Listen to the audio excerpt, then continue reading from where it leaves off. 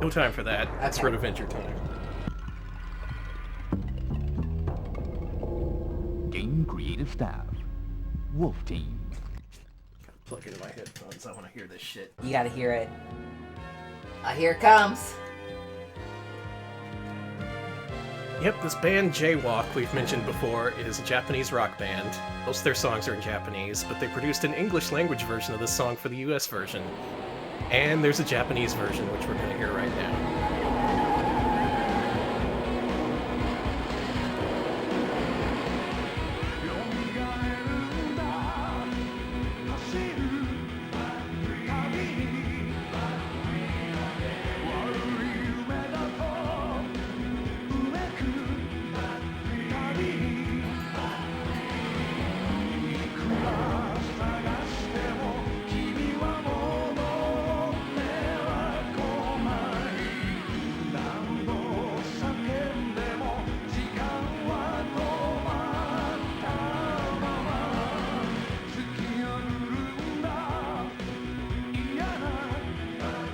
On the road.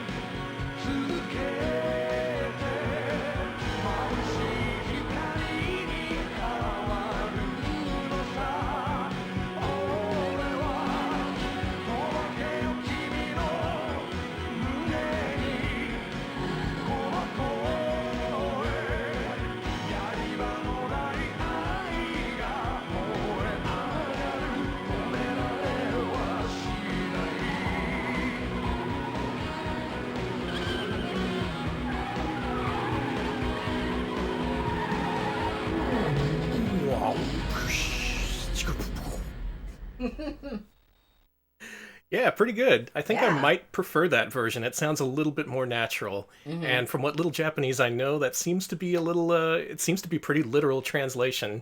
He was talking about the frigid wall of time, which was basically the translation from what I could make out. What about the silver moon?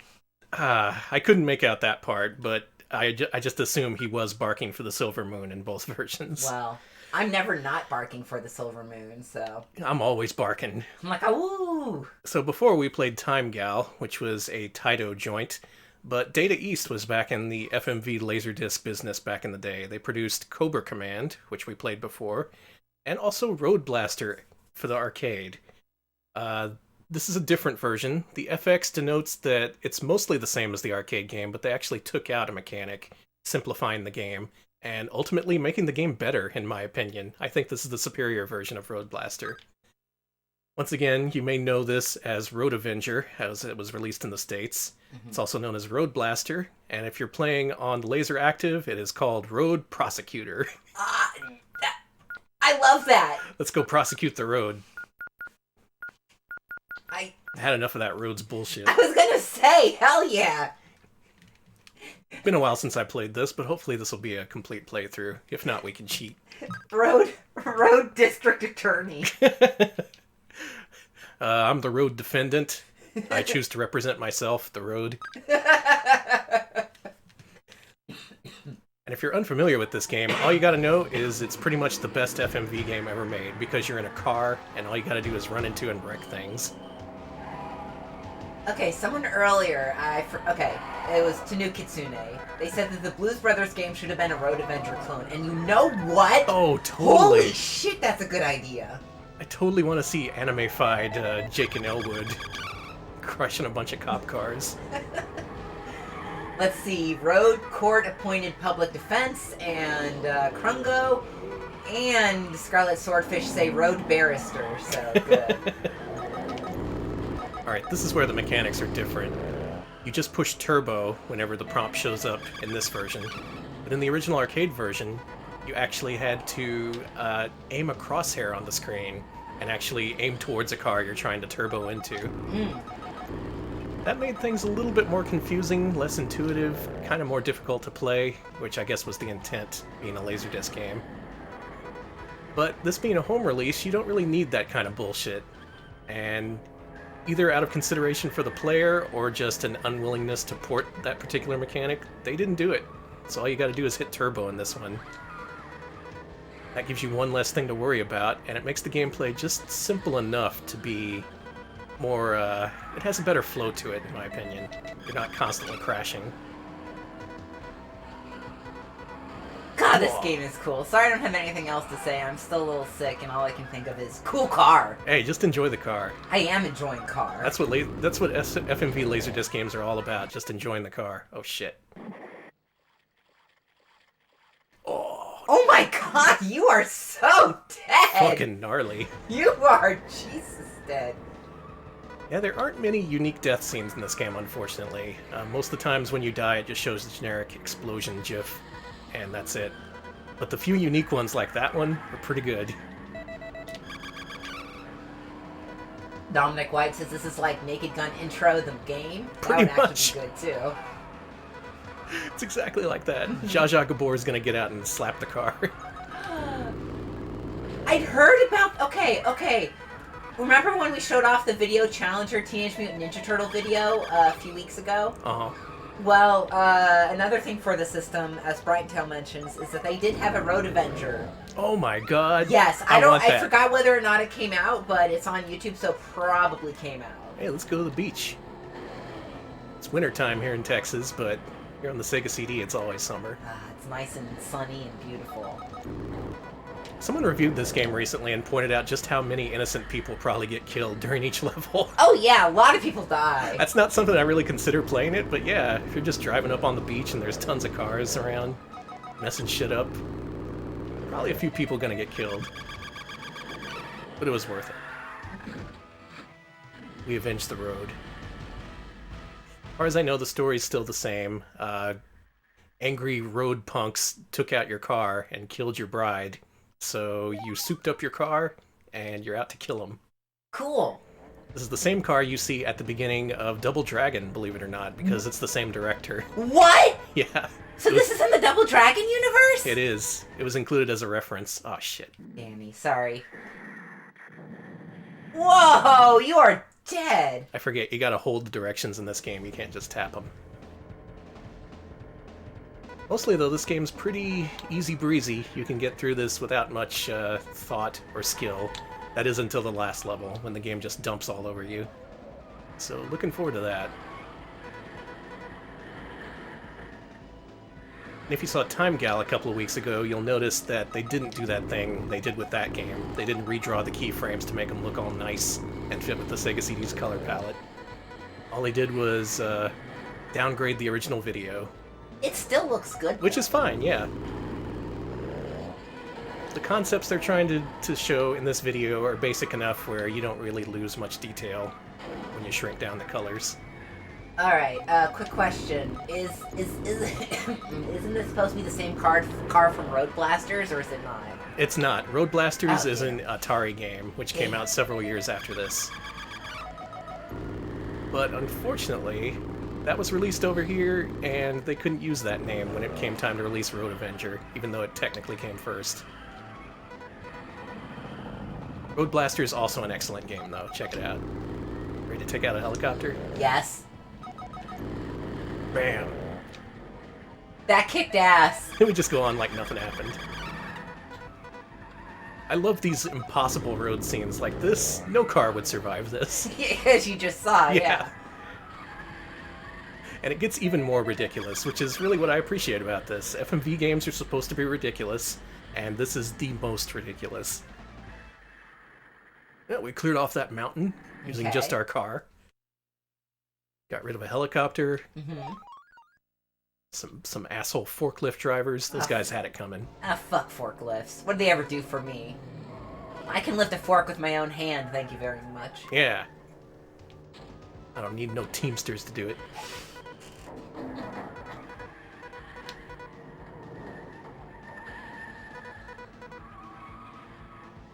So this game has some pretty ridiculous settings, but I really like the levels where they just show mundane settings, like the highway or just some roads in a city, and that just makes the action seem even more over the top. Because it's something mundane, something you're used to seeing, only you're an asshole supercar. Hectara actually has a pretty astute observation. The dithering gives it a kind of grindhouse look, and it does! Oh, it does. That does kind of help the aesthetic, I suppose. Yeah, it gives it kind of a cheap film grit, and I like that. Mm-hmm. And you don't see much in the way of human characters in this game. It's mostly cars, so the whole anime influence wouldn't be obvious if you were just seeing this for the first time back when it was released. I guess the intro would give it away. Mostly it's just cars. Cars killing other cars. I remember this part of Fury Road. The guy was on the guitar and everything. Yeah. Pretty cool. Taking their truck full of water. That water belongs to the people. Exactly. Yeah, anime grindhouse is an interesting aesthetic. It is. You could do more with it, I think. Man, if anyone's making like FMV games that are animated and they want to make it gritty, please use dithering, because that looks really cool. And you just drive off like nothing happened. Oh, it's all fine. Supercar gets away again. Curse you, supercar. Now, eventually we're going to play the Sega Saturn version of this, and that version is too hard for me, but the video does look nice. Again, I think the reason why I like this version more than the other ones is because they simplified it just enough. It was just that one little tweak that pushed it over the top and made it a really great game. Did you just go under that truck? Oh yeah, it's no damn. problem. This car can fit many places, as you'll see. I could have phrased that better, but whatever. Oh hey, Tepid Snake mentions that Road Avenger at one point was a pack-in for the Mega CD in Europe. That is good smart. choice. Good freaking choice. Yeah. Yeah, you gotta put your best foot forward when you're releasing a new console, and man, that is a good way to do it. And I can see people not really liking this game, paying $50 for it, considering you can beat it in half an hour, but as a pack-in game, that's perfect. Mm-hmm.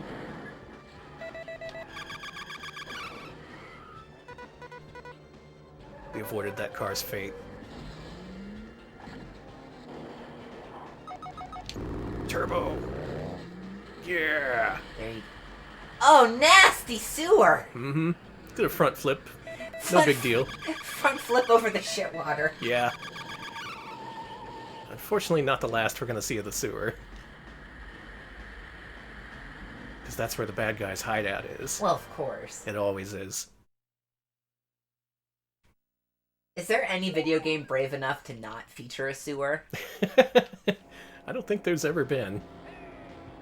Hey, we're in San Francisco. Hey, I'm Silicon Valley over here. Does that bridge have a drawbridge? No. Okay, I didn't think so. Golden Gate, as far as I recall, does not have a drawbridge. Oh, cute pandas. Yeah, we're back in the city now, so we're dealing with human folk. You're just smashing through Golden Gate Park. We landed on a couple of people. It's okay. They're fine. And you got into the zoo. Oh shit! I think you killed some children. Oh, Oh, okay, no. they're fine. They're fine. I'm not. Okay. I forgot you have to turn left after braking. Scarlet Swordfish makes a good point. Croc does not feature a sewer. Oh wow! Croc, best game ever. Kaizo says that's because Croc lives in the sewer. He comes from the sewer. Oh, Taizo, you'll like our second game we're playing. It's all about, No, don't spoil it. Okay, no spoilers, never mind. It's relevant to your interests, I'll say that much. Okay, no spoilers. Going into the art museum, gotta relax with some art. Get some education, some class. I like those guys just standing there like, huh? Wow, don't see that every day. Is this part of the, is this like an exhibit, or is this an installation? We took down another helicopter. Gotta take down something. Gotta turbo through the dining room so we can reach that helicopter in time.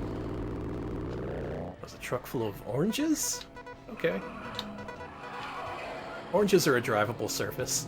It's true. Yeah! That was cool. Fuck this guy.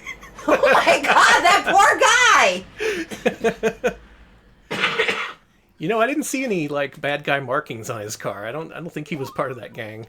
Mm. I shouldn't have been out driving today. Exactly. Here's a weird level where you can get killed by a boat while you're driving on the road. You'll see it in a second. I don't know if I want to get that death FMV because I'm running low on lives, but it's pretty good.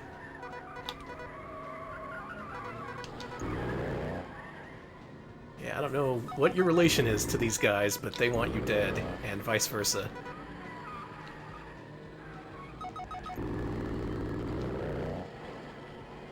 Oh, jeez, Cactus Bee, I'm glad you didn't actually get hit by a car on the sidewalk as a child. Damn.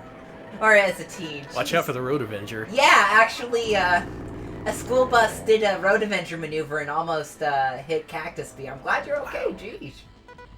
Come the motorcycles. Well, maybe they just thought you were a member of the gang here, and they were just road avenging.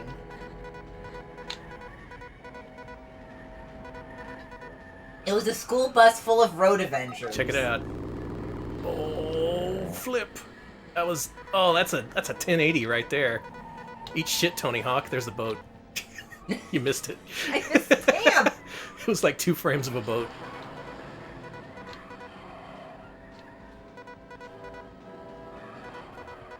Everybody's honking at me. I'm doing a good thing, right? Right? Oh, Yeah, good things. you could be seen as a serial killer. I'm just trying to be honest here. Look, I kill a lot, but they're all bad people. Mostly bad people. Those people on the beach, they probably had impure thoughts.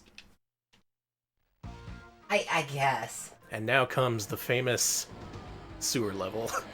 It's purple water now. You ask how a first-person driving game can have a sewer level, and I say, well, did you ever think that the sewer might have a 4-lane highway inside? You're right. These bad guys thought of everything. Okay, it's more like a 2-lane, but come on, it's just a sewer.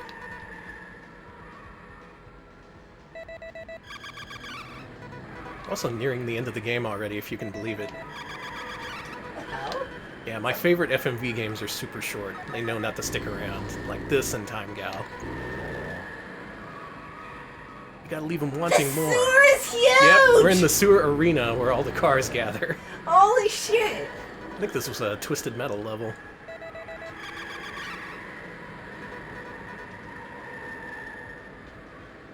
Ah, Toei did the animation for Road Blaster. That, I could, yeah, I could see that. Yeah, they got these major animation studios to make these games. The Japanese ones, anyways. I guess they were trying to echo what we did over here with Don Bluth Studios and Dragon's Lair. Wait. Road Adventure novel. Bring it back, chat. Yes, yeah, that came out a few years ago. It is based on the game. I don't think it's licensed. I think it's just someone really wanted their fan fiction out there, and they made an entire website about it. I think they tried to license the Jaywalk song, but they couldn't get it. But there are other fans of this game out there. We are not alone. Ah, made it.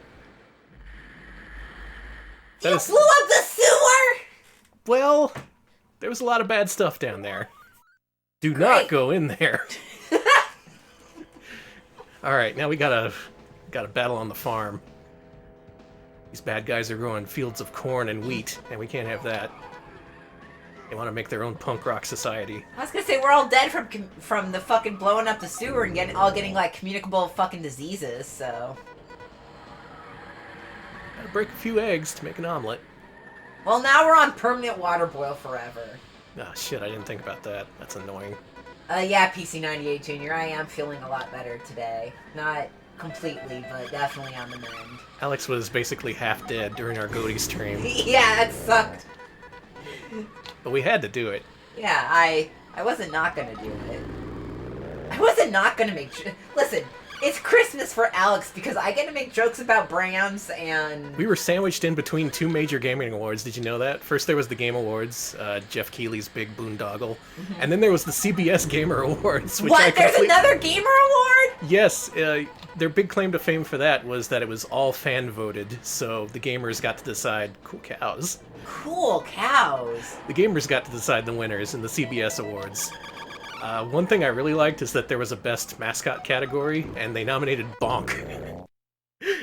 Bonk in 2018. Bonk was up for an award? He was. But was Bubsy up for an award? No. Motherfuckers.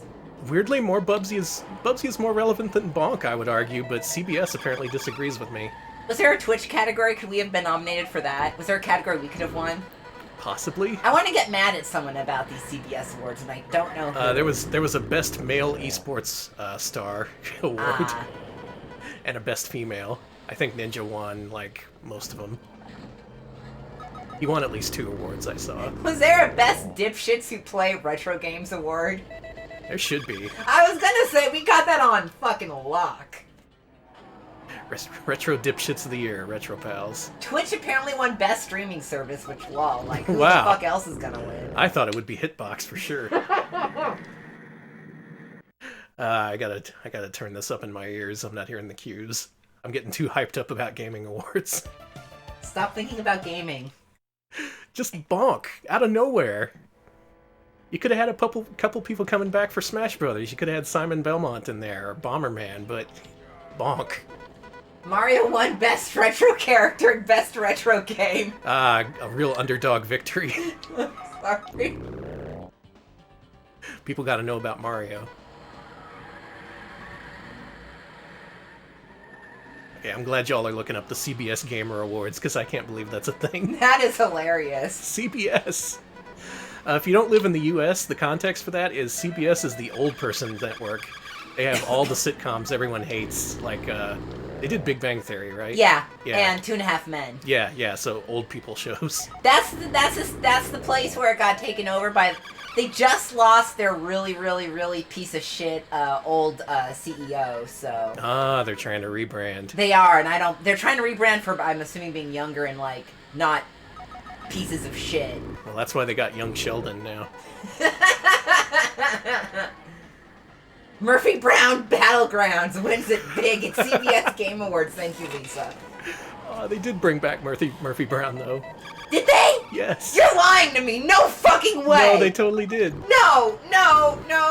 Look it up. Okay, you know what? I'm gonna go on my phone for this so I don't fuck up the... No way. You're...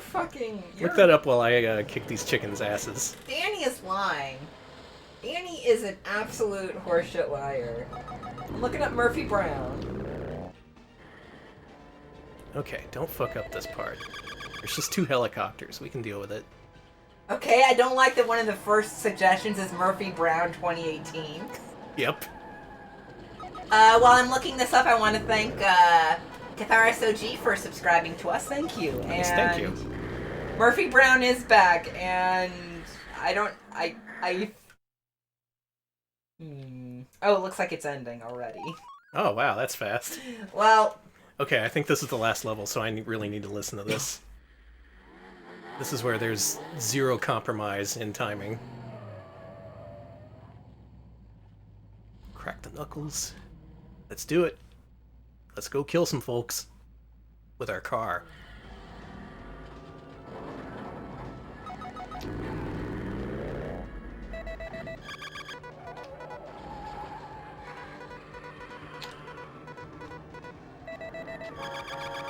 Jesus.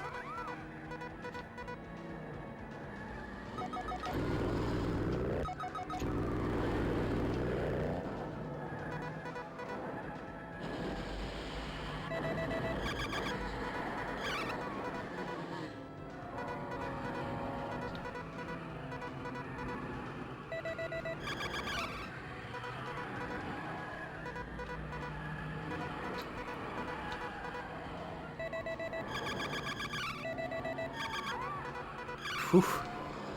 Almost missed that break. Quit talking, Danny.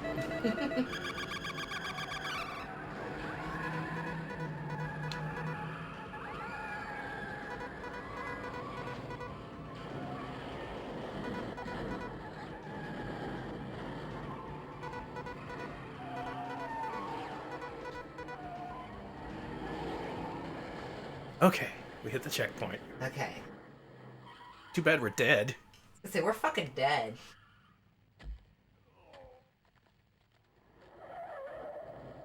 Hey, quit stepping on me.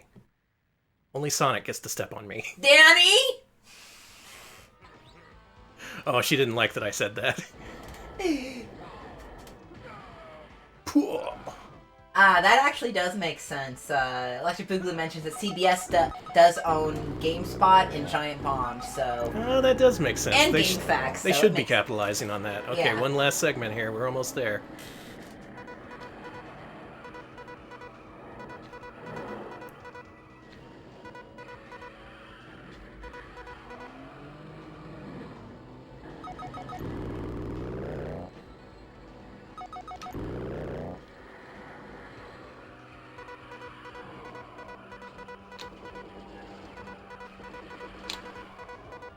Christ.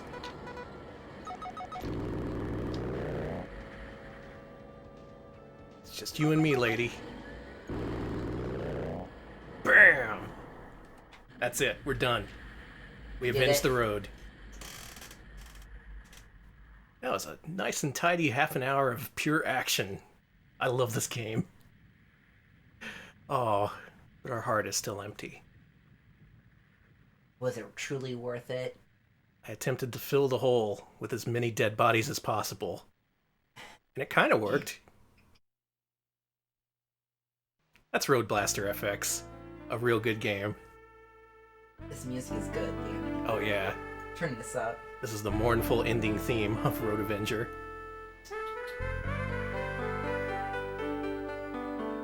Alright, you got a bunch of you did it. Thank you, everybody. Nice, thank you.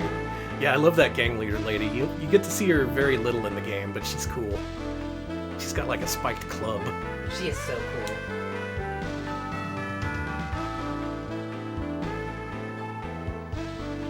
Yeah, Arnold Rimmer, good point. If they ever reported this game, it would probably be closer to the arcade version, which is a shame.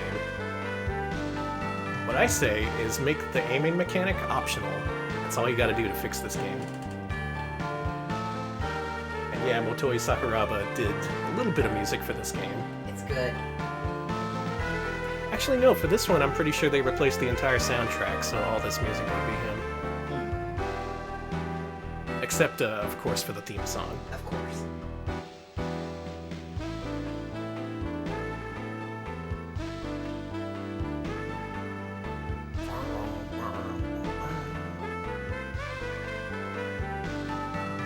Thanks for supporting our graphics, guys. Yeah. They were having a rough year, so they needed some help. Jaywalk.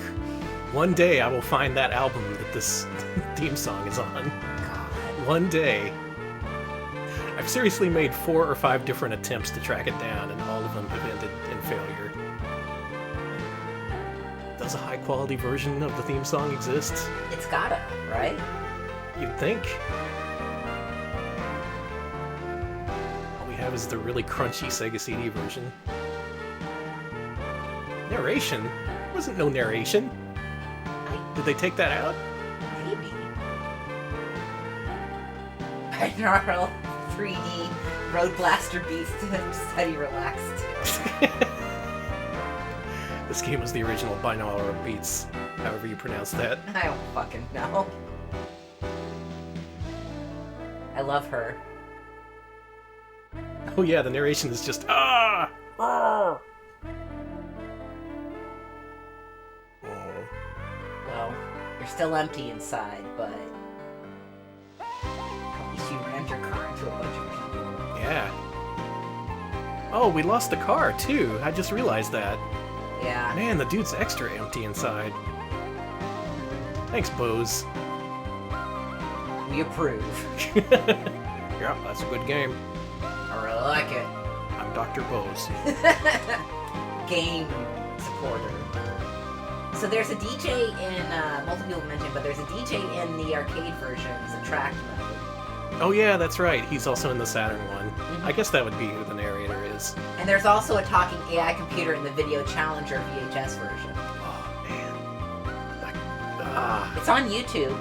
Okay, I can at least watch it then. Yeah. That's good. Approval support. and Mr. Akishino, executive producer. Ever want to come out of hiding? I'll do you an interview. We'll cut a deal with whatever court you're in trouble with. Thank you. Oh man, a gif of the infinite spinning. Whee! A 1080, another 1080, It just goes. a third 1080. That's so good. Thank you. All produced by Wolf Team. Anyone want to beat that score? I can't. Well, I continued during that run, so it's not that good of a score.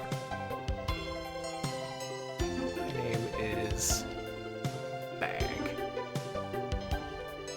Great.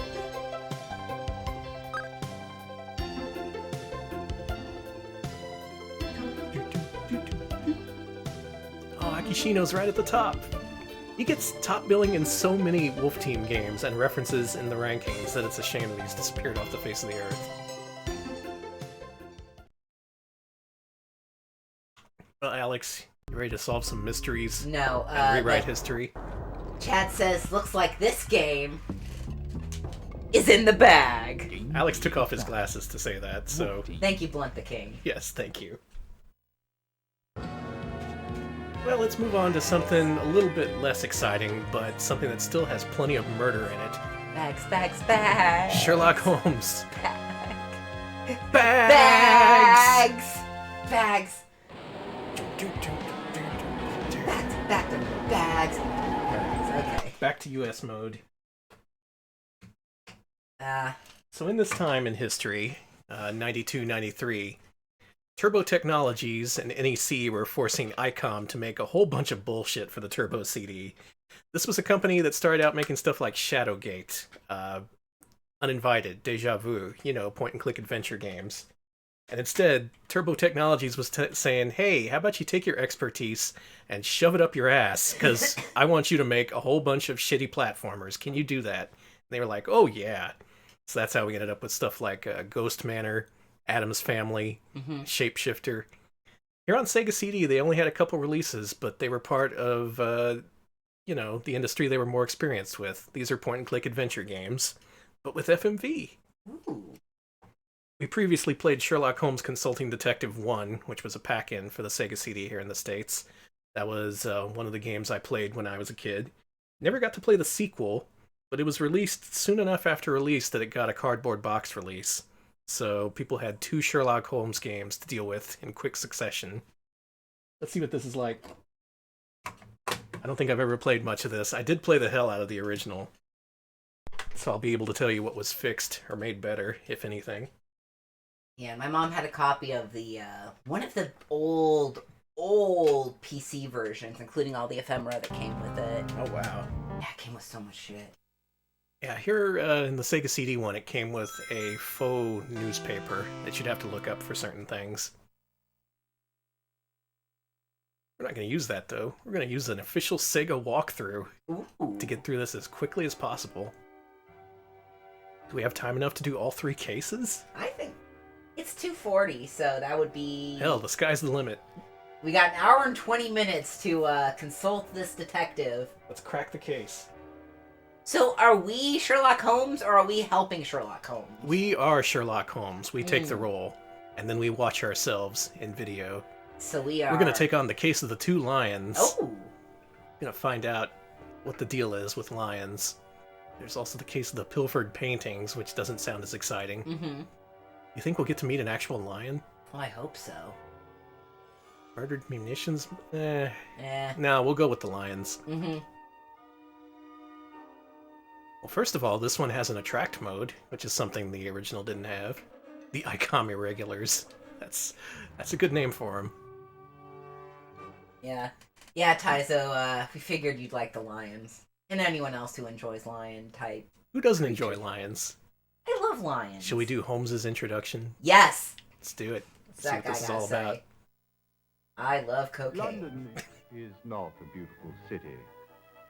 Under the soot that covers its buildings is a teeming mass of 4 million souls trying to survive, mostly off of each other. You see it in the paper every day. Thankfully, we have the London Times to keep us informed of all these troubling activities with an unbiased eye. Yeah, he's got a nice vape Sharp rig. Accuracy. We find this publication to be of invaluable assistance in our investigations, and I'm sure you will as well. Among the forces of evil which run rampant in this city, there are also, thankfully, two groups of individuals who will aid us in our cause. As we do, they attempt to right wrongs and restore harmony and civility to the streets of London. You know how we do.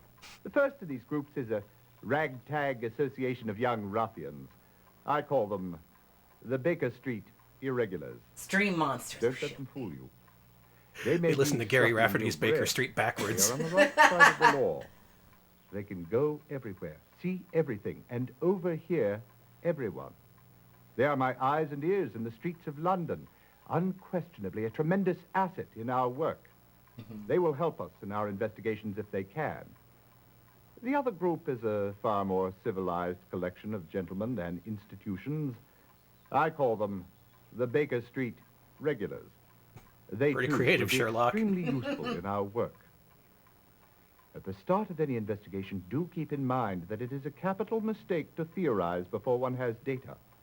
Unwittingly, one begins to twist facts to suit theories instead of theories to suit facts.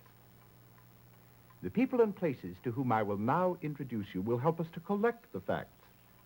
May we use them wisely. Come, the game's afoot. Now let's talk about Bitcoin.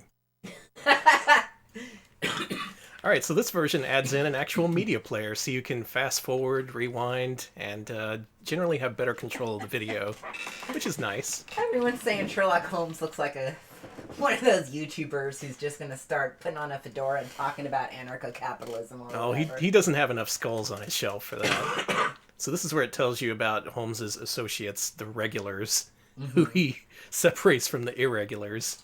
Thanks, Holmes.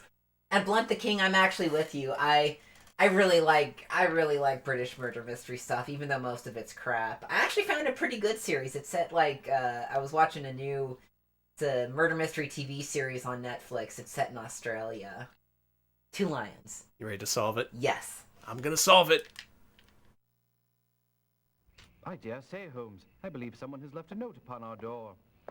Dear Mr. Holmes, A friend. please check today's Times.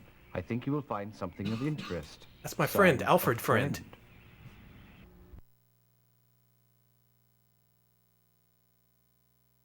Now reading newspaper.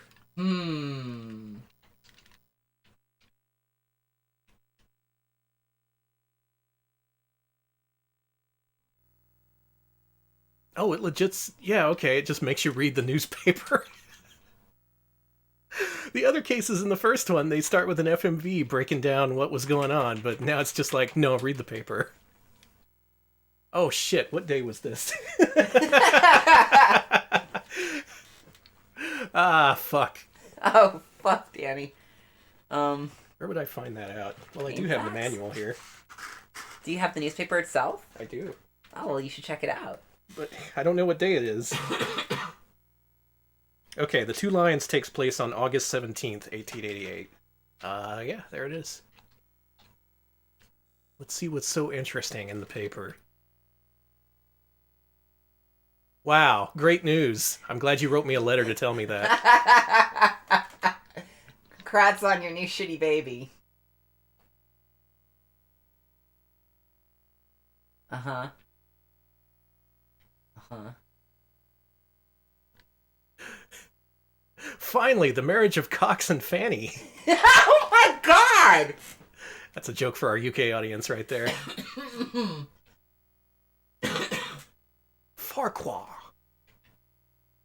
Oh, I didn't know. Sherlock Holmes, Consulting Detective, and Dracula Unleashed actually got DVD versions. Mm-hmm, sure did. Oh, cool. I'm hunting them down. I found Dracula Unleashed. I haven't found the Sherlock ones yet.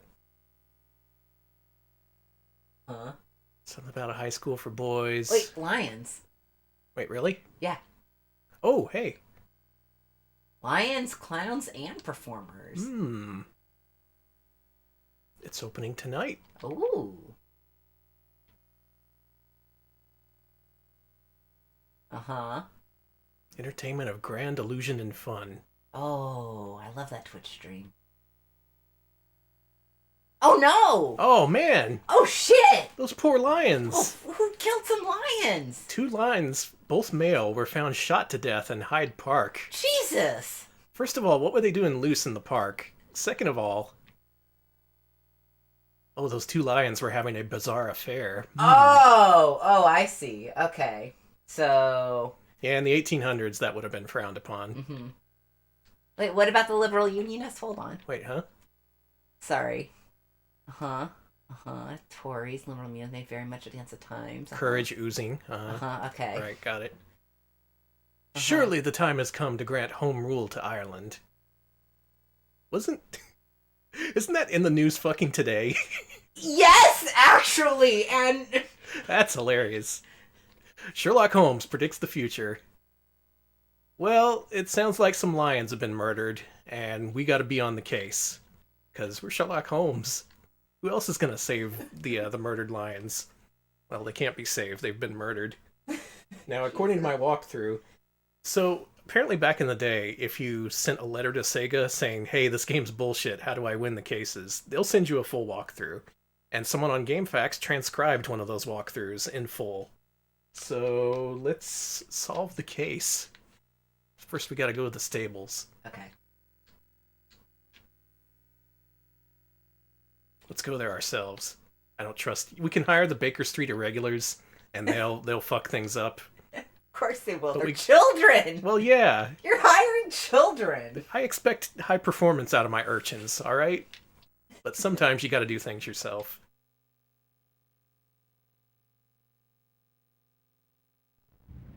Did the dispatcher show you the wagon, Holmes? Not only did he show it to me, it revealed some very interesting clues. Oh, do tell. The wagon housed a cage, which of course was no surprise. The door was wide open. I found that the padlock had been sprung, left to dangle on the ring bolt. Blood was smeared all over the stairs leading in and all over the floor inside. Oh, how Oh my perfectly God. nauseating. It was. But what interested me even more was what lay in the corner of the cage. What was it? 2 large leather collars. Attached to the end of each collar was a leather pouch. Both pouches had been ripped open and emptied. What do you suppose it adds up to? Time will tell, Watson. Time will tell. I bet there were drugs in there. Cocaine, two, probably. 2 leather-clad male lions. I think a case is coming together here. We better go talk to Inspector Lestrade. Jesus. Look, read between the lines. Or the lions.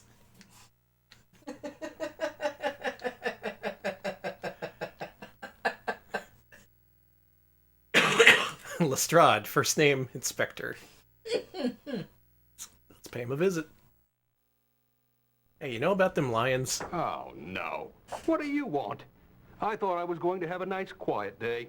Somebody has asked us to check today's Times, and I was wondering if you'd be so kind as to tell me what you know about the mysterious deaths in the southeast. There's nothing mysterious about it. The culprits are in custody at Old Oh, Bailey. Inspector The victim's Greenface. body is at Bart's. And what about the murdered lions? What of them? What did you find at the scene of the crime? Holmes wants me to record it precisely. What did I find? 2 lions shot a number of times, lying on top of one another. Wagon tracks leading away from the bodies. Footprints in the damp grass. How many footprints, Inspector? Oh, who knows? I don't do my job. The Sucks. boot prints, if you want to get specific. They entered and exited from the wagons. Now, will that do it for your Mr. Holmes, Dr. Watson? Nearly. And what became of the wagon? Surely Holmes will want to know that. Abandoned in Archbishop's Park. I had a man drive it over to our central carriage stables, largely so that someone could look after the horses. Any motives for the murder? Unfortunately, I haven't a clue. This guy is great at his job. He sucks! Wow! No wonder why Sherlock Holmes solves so many mysteries. The Wow, police don't do guy- shit. This guy fucking blows! What the hell? Alright, he did mention central carriage stables, which I guess we did things a little bit out of order there, but it's fine. Who should we visit now? How about Carol and Olivia O'Neill? The O'Neill ladies. They're always talking about murdering lions. Let's go grill them. Jeez. I was wondering if you could tell me anything about the death of your son's lions. Oh, I wish we could. You know, Barry has traveled all over the world. And to think it would happen right here in London. She looks so You lifelike. traveled with him, haven't you, Mrs. O'Neill? Yes, I did. for all 5 years of our marriage. But I must say I'm getting a bit weary of it. I mean, really, Mr. Holmes, it's no life for a married man to go traipsing all around the world. Of course it isn't. He should settle down and raise a family. My husband, Carol, could get Barry a job down at Rogers and Singer. Before I die, it would be nice to have one of my boys right nearby. Where is your other son? Last we heard, Thomas was in Oldenburg, Germany. Germany? Roy Slate's show just finished a tour of Germany, did it not? Yes, it did. Tell me, did you happen to see your brother-in-law while you were there? I certainly did not. But my husband might have. I can't really say for sure. You see, we don't talk about Thomas much. I don't mean to pry, but may I ask why? Oh, Record scratch. really. You see, years ago, Thomas loaned Barry some money when he was trying to put together his animal show. And now Thomas believes that Barry is forever in his debt. Oh, the luck of the Blarney Stone. Me. I can say that. I'm Irish. Are All right. you? Yeah. How did I never know that? I've known you for so long. I was just born from an egg that came from space. I assumed so, I guess. Well, clearly this is all coming together. It's time to visit our old pal Porky. Porky Shinwell. I'm such a dumbass. Well, Alex learned something about Don't me know a today. thing about them jungle-type lions, but I might be able to help you out with Stephen Lyons. How so, Shinwell? Did you know him? Well, he came in here from time to time whenever his ship was in port. Friend of mine up at Pentonville knew his brother. Says the two of them were lockpickers of the ace variety. Anyways, just yesterday afternoon, Stephen Lyons comes in here with some red-headed fella. About an hour after Lyons left, in comes Derek Quinn, and he struts right over to this red-headed bloke. Who might Derek Quinn be? Don't know, sir. But I've never liked the looks of him, I haven't. What about Thomas O'Neill? Do you know anything about him? Don't believe I've ever met him. But from what I hear about the bloke, I'm surprised I didn't run into him in the slammer. What have you heard? It's only rumor, mind you. But he's suspected of every jewel theft from here to Timbuktu. And they says he'd two-time you in the wink of an eye if it'd line his pockets. Sounds like we have a suspect. Also, we're getting a request to, there's someone in the book named Indiana Jonas. And we are being asked to talk to them. Want to go visit him? All right, Yes. let's go visit Indiana Jonas. Wait, where are they? I don't see no Indiana Jonas. Maybe it's under I. It might have been in another section. Yeah. Okay. Jonas, Indiana. Let's give him a visit. Did you kill the Well, lions? Holmes, I did speak to the gentleman, but he was baffled as to why I had come. It seems as though he had absolutely no information pertaining to this case. Ah, shit. Well, You get a sorry. generic clip like that when there's no information pertaining to the case. Well, we discovered through context that there is a dude named Lyons who got murdered alongside a pair of actual lions. And believe it or not, we have enough information to go to court. What? No, we don't. Yes, we do. Clearly we do. Hear ye, the Queen's Court stands in order. Oh, this guy's FMV in this version. Oh, shit. A pleasure to see you again. So it's the murder of the lions you're investigating, isn't it? Excellent. But first things first. Tell me, who murdered those unfortunate beasts? That would be old... Remember, you're to choose either from your notebook or the directory. Yes, thanks, Your Honor. That would be Thomas O'Neill, which we just heard about. Can I go do the... Can I... My God. There Okay. you go. Yeah, Thomas O'Neill. He's the one who did it, who did the dirty deed. What do you guess? Right you are. Now tell the court, How did you know? why did Thomas O'Neill kill the lions? Well, there were jewels around the lion's pouches, you see. There were? Uh-huh. Well, I thought it was drugs, so... Also, he admired his brother's skill as a lion tamer. Correct, I saw them. Good work. Now for Thomas O'Neill's accomplices. I am told that there are 2 other criminals involved in this case. Please inform the court as to their respective identities. Do remember, you can choose only one at a time. But don't worry. I will inform you if you make an inaccurate choice. If you blurt out both, I will kick you out of the courtroom. Yeah, Our technology does not support that. I will kick thine ass. Well, Thomas O'Neill, he enlisted his brother Barry. Ah, old Barry. Oh, and now I have to pick another. And the other one was, ironically, Stephen Lyons, the murdered man. What? You got that, right? I got that. Yeah, he killed him. Yeah, sure. It appears you've been doing your homework on this case. Mm-hmm. Now then, what role did Barry O'Neill play in the crime? Well, clearly, he fastened the pouches around the lions' necks Of course. in order to get away with the jewels. Mm-hmm. Drugged Roy Slade? Wow. Way more exciting options. Quite so. Now tell us, what essential role did Stephen Lyons play in this crime? Well, being a master lockpicker, he, of course, picked the locks on the lions' cages. Ah.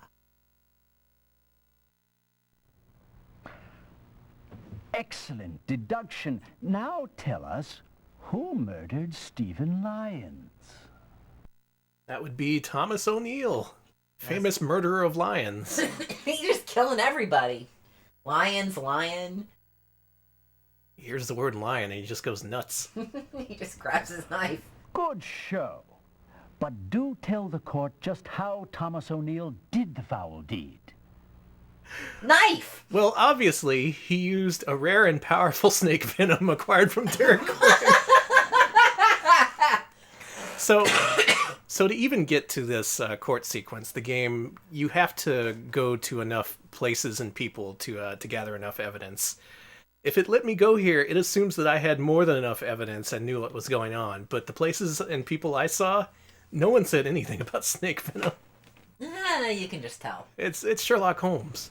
What a ruthless chap, that O'Neill. Seems to have all kinds of blood on his hands.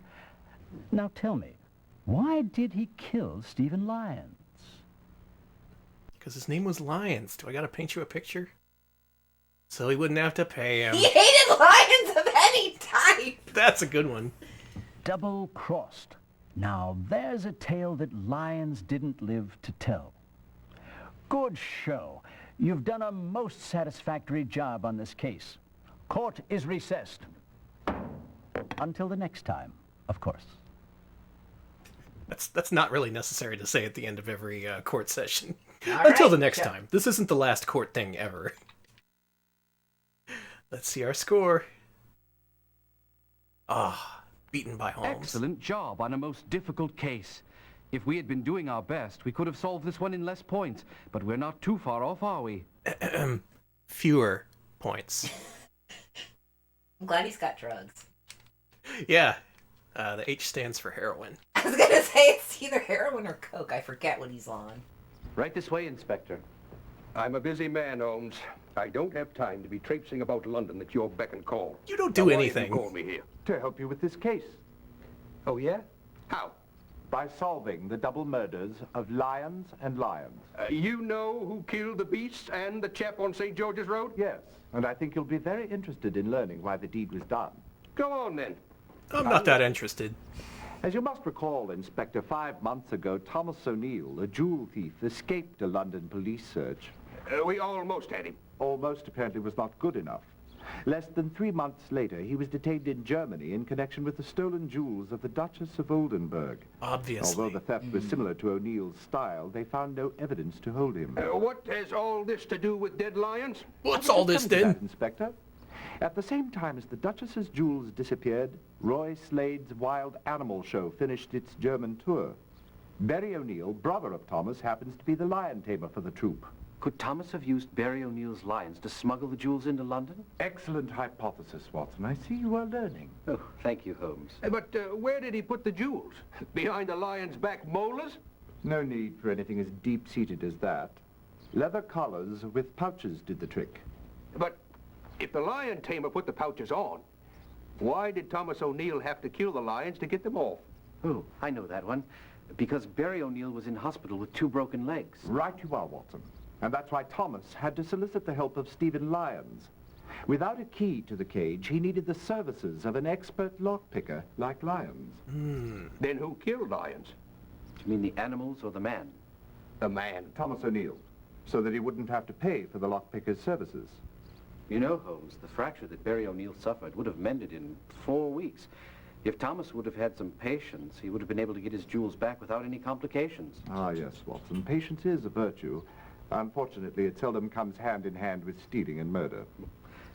Having spoken with Barry O'Neill, I can't believe he'd be a party to the killing of his own lions. I don't believe he was. That wasn't part of the original plan. I've got to hand it to you, Holmes. You've done a fine job on a most difficult case. Thank you, Inspector.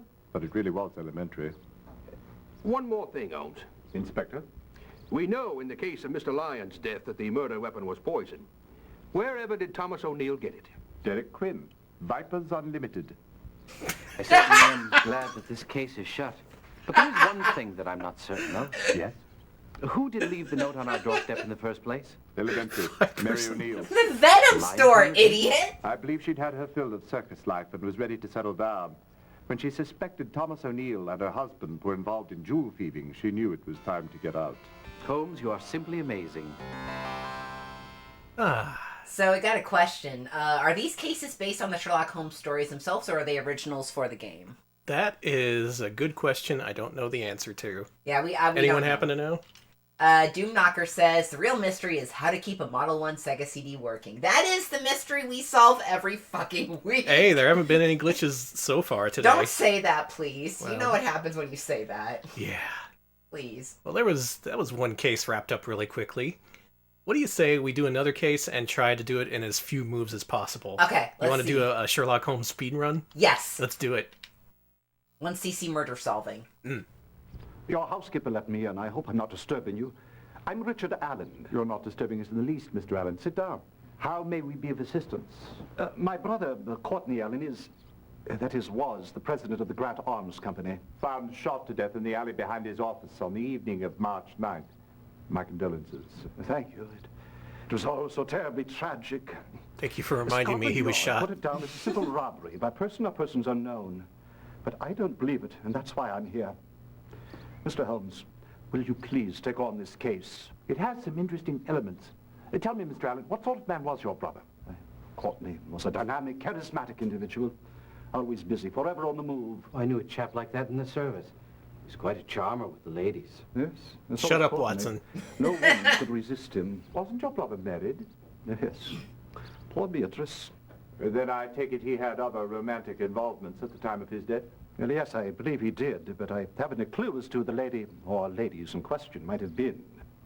With your brother dead, who has assumed the presidency? Courtney's hand-picked successor, Philip Marlowe, the second vice president. Doesn't that sort of transfer of power usually go to the senior vice president? Well, usually. But the Corporate senior vice intrigue. president is Lord Raglan, who runs the Devereux Street plant. He's a brilliant technician, but a most inept businessman. Who inherited your brother's stock? His wife, Beatrice. It's also very upsetting. There, Mr. Allen. I assume those are the personal effects found with your brother? There wasn't much. A few folders, his keychain, his gold wedding band, and a small notebook. I did notice, however, that his pocket watch was missing.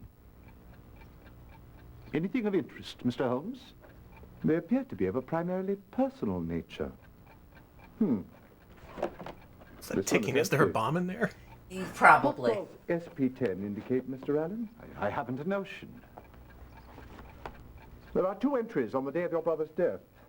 Captain Egan, 8:30 p.m. The other entry is plant, 8 a.m. Surprise. There are also Surprise! 15 notes stuck in the back of the book. Written in your brother's hand. It says, meet me tonight at Spaniards at 10 o'clock, followed by the initials A.M. Spaniards. I positively salivate over their paella. Yes, it is very good indeed. Thank you, Mr. Allen. I think we have enough to begin our investigation. Watson, can you let the adults have a conversation? I like paella. Now that's the kind of introduction you'd normally expect from this game, not look at the newspaper, idiot. So we have an actual setup here. And we're going to follow Sega's walkthrough, try to get through this case as quickly and cleanly as possible. So no Baker Street irregulars are going to muck up my score this time. Hell no. No Indiana Jones, who doesn't know what I'm talking about. Calls himself an adventurer. But we got to go to Richard Camp. That's right. We're heading off to Dick Camp. Yeah, the retro pals are back. We're doing our thing. We're sorry to inconvenience you, Mr. Camp, but we need to ask you a few questions. Excuse me, beastly cold. Of course, I'd be happy to help. What would you like to know? Is that you, Alex? Specifically, why you were removed from Project 10. Our Lord Raglan simply assigned me elsewhere. Since Project number 10 was well along, he felt I might be more useful in other areas. Is that all he told you? Well, he also mentioned that my visits to the French embassy had been misinterpreted in some quarters. What brings you to the embassy so frequently? I am secretly engaged to Annette Zobar, daughter of the Vice Consul. Lovely girl. Unfortunately, her father, Paul Zobar, is not awfully fond of me. Her uncle, Emile, however, is sympathetic to us. Since I work for an arms company and he is the military attaché, my visits there are ostensibly to see him. Have you ever discussed Project 10 with Monsieur Zobar? Oh, no, I would never. You should cut back on your smoking until you are well. But I don't smoke. Then to whom do these belong? Oh, I bought those as a birthday gift to Emile Zobar. Burns and Hill are his favorite. Maybe he's not sick after all. Well, everyone's saying that's Bill Corbett. Yeah, he was in these games, and yeah, that would have been him if it looks like him. We saw a rare Bill Corbett prior to MST3K. Hope we get to see him again. Alright, we gotta go to Captain Derek Egan.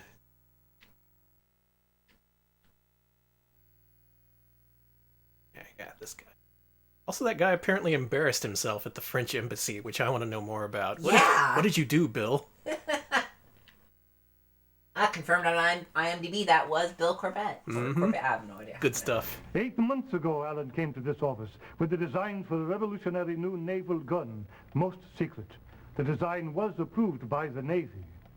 What about the meeting you had planned? I thought naval gun him like it came out of your stomach. He never appeared, but you probably already know that. Yeah? Actually, I knew nothing of what we were to discuss, but I've kept the wire he sent me that morning. Meet tonight, 8:30, your office. Call out the guard, pounce at 10. Quite vague, don't you think? Does it mean anything to you, Captain Egan? I think Alan was worried about security for project number 10. Of course, I put some of my best men on it right away.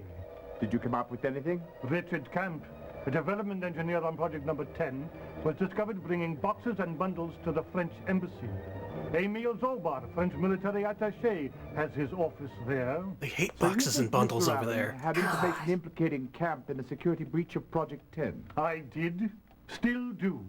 But Lord Raglan, head of the project, assured me that Alan's security fears were unfounded. You've spoken with Raglan since Alan's death? Yes, we met on March 11th. As a precaution, he assured me he would remove Camp from the project. Can you think of anyone else who might pose a security risk to the project? Yes. For now, I have my men investigating Zobar, von Schulenburg, Delgera, and Meskov. Their governments would all have great interest in our new gun. And what have you uncovered so far? Unfortunately, nothing. Yet. Sure you want to be telling detective all that? Here's all the people I'm currently trailing. Get a pen and paper. You're going to want to write these down. Well, we got some more leads to follow here. Apparently in the chat, people have discovered this is a board game also, or something like that? Yes, this did start out as a board game. Interesting. Fascinating, Watson. Then it later found a home on Sega CD, as well as Turbo CD. And the PC. And DVD players. Ooh. Holmes gets around. Let's go visit some arms dealers. Let's visit the corporate offices. Oh, I love arms dealers. Just the best people on earth. Oh, can't we just go visit a restaurant? Get some of that paella that Watson wants? I love him. Snubbles mentioning the that there should be a Columbo FMV Mr. game Lindhart, like this. I Agreed. understand Mr. Allen was scheduled to meet with Captain Egan at 8:30. Oh, yes. Egan's the artillery officer for the Admiralty. I saw him leave for the meeting around 8. He said goodnight and went out to the back door to the alley where he always leaves to catch a cab. Do you know what the meeting was about? Not that particular meeting, but Mr. Allen and Captain Egan did meet often to discuss the progress of their new special project, Project 10. I did find Say it project curious that the again. meeting on the 9th was scheduled for the evening. All the others occurred during the day. I imagine a person in his position must have been extremely concerned about security. Indeed he was. He called in Lord Ragland after he noticed several strange people hanging around the Deverell Street plant. All the technical data, blueprints, that sort of thing are housed there. I see. I understand you are now secretary to the new president, Mr. Marlowe. Yes. He was Mr. Allen's hand-picked successor, which perfectly illustrates the type of man Mr. Allen was. What do you mean? Only that there was no love lost between them, and yet recognizing Marlowe's outstanding business skills, he named him as his heir, so to speak.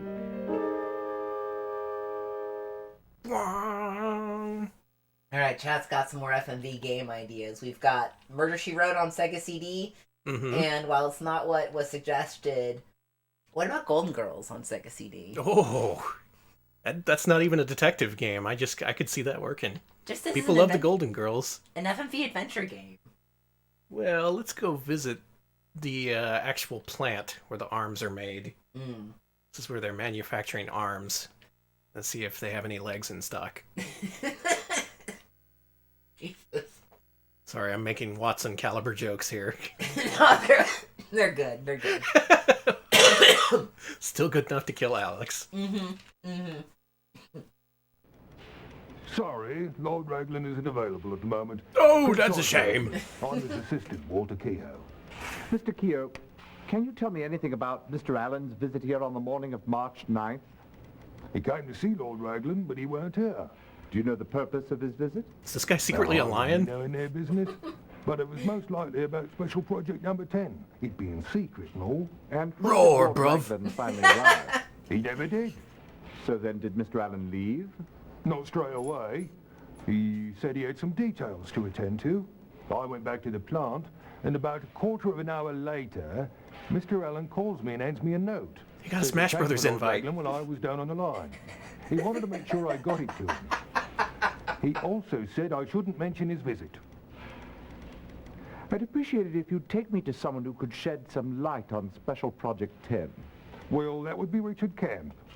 But he left early today. He wasn't feeling well. They say they're announcing a Persona character. Sounds really unlikely to me. Doom Knocker. We have played Bug Blasters on stream before, but We played not it a long for- time ago, and that was actually a failed attempt, which kind of blew my mind, because I thought that game gave you infinite lives, and we somehow got a game over in it. We will return to it at some point, because that game's amazing. Well, I don't really want to do this, but the walkthrough says we have to talk to Inspector Lestrade. That guy sucks. That guy though. who hates his job, and when you ask him about footprints, he's all like, I don't know footprints. What's a foot? Lions! What is that, some kind of animal? Christ, here we What's go. a crime? I'm surprised you're wasting your time on this one, Holmes. It was a simple robbery. Shut up. We found Allen dead in an alley behind Grant Arms. Wallet empty, gold watch missing, briefcase open, contents askew but not stolen. It's an open and shut case. Was anything else found at the scene that could be of use to us, Inspector? I doubt it. Nothing but a couple of tin cans and an old cigarette butt. B&H. What does that mean? You don't know? Why, then I must assume you also do not know why the end is evenly pinched all round. Perhaps you should read my monograph on the subject of 100 most commonly found cigarette butts. Wow, actual humor. That was unexpected. That actually owns, and I want to read Sherlock Holmes' zine about cigarette butts. Yeah. BH. The picture's becoming clearer. Someone who smokes butthole cigarettes. Danny! Jesus. I could barely get that out. I'm sorry. No, we're just... Well, we got one final person to grill, and then we can head to court, believe it or not. Our final is Emil Zobar. What did you do, Emil? What Sherlock kind of Holmes butts? telling someone to read his Would you tweet care for a thread. cigarette? They're Burns and Hills Imperials. A wonderful smoke. Thank you, no. You really shouldn't be smoking in your condition. It is nothing, just a little bit of a cold. Tell me, Monsieur Zobar, where were you on the evening of March 9th? Ah, yes. That was the night of Monsieur Allen's death. I was at Simpson's, beating the pants off of Alfie, the so-called chess champion. It was pre-season 9 Are you acquainted with Simpsons. Mr. Richard Camp? Oh, but of course. He's employed at Grant Arms Company, and he's secretly engaged to my beautiful niece, Annette. He's got a curly mustache, and you can barely see it because of the compression. My brother, Annette's father, has an inexplicable dislike for the English. And you, Monsieur Zobar, do you share your brother's feelings? Oh, mon Dieu, no. I admire you English very much. Has Mr. Camp ever spoken with you about the special project on which he was working for Grant? Oh, never. Nor would I ever ask him about such a confidential matter. I do too. He has a profound sense of loyalty. That's why I admire him so much. And with that, we're ready to head off to court. So, Alex, do you know who the murderer is? Yes. Do you know even who got murdered? It is the That's right, it was that guy. Yeah, that fucking guy. Let's go to court. Let's introduce his ass to the concept of justice. Hear ye, hear ye. The Queen's Court stands in order. So it's you again. Well, it's always a pleasure to have this court graced with your presence. So I see you're here to solve the murder of Courtney Allen. Weren't satisfied with Scotland Yard's robbery theory, I see? All right, then. Who murdered Courtney Allen? Even he doesn't Remember, like Inspector you're to choose Lestrade. from either your notebook or the directory. I'll choose my directory, thank you. The murderer, of course, was Lord Robert Ragland. Oh yeah, Mr. Raglan. What a piece of shit. Yeah. Paul Rafferty. Oh, they got a lot of Raffertys over here. And a Baker Street. Gonna have to solve that mystery next. How right you are. Good work. I knew who the murderer was. I was just keeping it from you. Why Courtney Allen was murdered? D. The answer is D. Yes, Because this. Alan had learned of Lord Raglan's plan. He forgot Billy's mother's birthday. Ooh, that's good. Good show. Now tell me, what was the significance of Special Project SP-10? Believe it or not, we actually do know the answer to that because it was a special naval gun. It's a cool gun. Comes right out of your belly. Replace that worthless By belly button. George, I think you've got it. Now tell us, if you can, what transpired at Spaniard's Inn.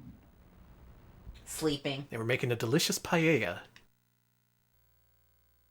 Obviously it was this. They were planning the capture of Zobar and gonna expose him as spies. Oh wait, no, it was this one actually. I mean, he sold the plans to Lexi, obviously. Yeah. Yeah. This one. Yes, you've got it. Now tell us, what was Richard Camp actually doing during his numerous visits to the French embassy? Yeah, what caused that scene? He was visiting his fiancée, Annette. And taking French lessons. And playing chess. And spying. Fine detective work. Now for your final question. A cigarette was found at the scene of the crime. Why, pray tell, was it pinched evenly all around? Ah, yes, the linchpin of the crime. We get to find out who the murderer was, why the crime was committed. It's all because of a cigarette butt. And it was pinched because it had been smoked through a cigarette holder. Ah. And people who use cigarette holders are evil. That is pretty true, though. Mm-hmm. Excellent job. You've solved the case to my satisfaction. I'm glad Court you're is recessed. satisfied. Until the next time, of course. Of course. Right, there will be another court session. This isn't the end of court forever. We did it! 2 out of 3 cases down. Oh, man. Let's go for the epilogue. The epilogue. Nanny. Hey! An extremely difficult case, and your score is absolutely perfect. I'm quite sure we could not have done any better. Oh, that's all. Thanks. He just said, good score! That's it. Well, time for some heroin. That's supposed to probably be, honestly. Time for some mercury. Lord Ragland. Most shocking, isn't it? I must commend you for following your instincts, Mr. Allen. Because you doubted Scotland Yard's original findings regarding your brother's death, we were able to catch the murderer. But tell me, Mr. Holmes, how did you solve this case? In the first place, I found it unlikely that a common criminal would have overlooked a valuable gold ring. In the second place, simple robbery would not explain the missing contents of the SP-10 folder. Those documents were central to the murder. It then became a simple matter to cull 2 suspects from the customer list. Hey, it's the Burns and walkthrough. Hill Imperial brand smokers. Burns and Hill. But that was the branded cigarette found at the scene, and the list we obtained had quite a few names. It was fascinating to see the way Holmes narrowed it down. You flatter me, Watson. It was nothing, really. In the first place, I knew the murderer had to be someone aware of Courtney Allen's habit of exiting his office via the alleyway. That made the most likely suspect a co-worker. Of the gentlemen on the list, only Lord Ragland and Richard Camp fit that category. But how did you narrow it down to Ragland? Elementary, Mr. Allen. Mr. Camp does not smoke. He purchased the cigarettes as a present for Emile Zobar. But why did Ragland do it? After learning of your brother's surprise visit to the plant, Ragland knew the proverbial jig was up. He realized Courtney had removed the plans for Project 10 from the safe, the very same plans he had intended to sell that night to the Russian attaché. The only solution was to kill your brother and reclaim the plans. Case closed. That's a cool picture. That is. Thank you, Mr. Holmes. Now, Courtney may no longer be with us, but it does serve as a small consolation to know that his murderer will get his due. Indeed. And we may all rest more easily knowing that England will suffer no more breaches of security at the hands of that traitor. Isn't that so, Holmes? Quite, Watson. Quite. Yeah, whatever. Whatever. He said it in a way that made him seem like he was like, Yeah. he was a traitor. I like it. Yes, good, Watson. That's good. It's good that there are no people selling military secrets. Well, that's 2 out of 3 cases. This game has remained a mystery to me for a long time. I said before I played the first one a lot because it was a pack-in. You want to just beat the last case and we never have to play this again? Yes. Let's do it. Now, another difference between this game and the first one is it's on 2 discs, and I think the third case is so long it gets its own disc. Oh, wow. Yep, All sure right. enough. I hope you're ready for the biggest and best case in Sherlock Holmes' history, because we're about to do it. All right, I gotta answer my phone real quick. I will be right back. Okay.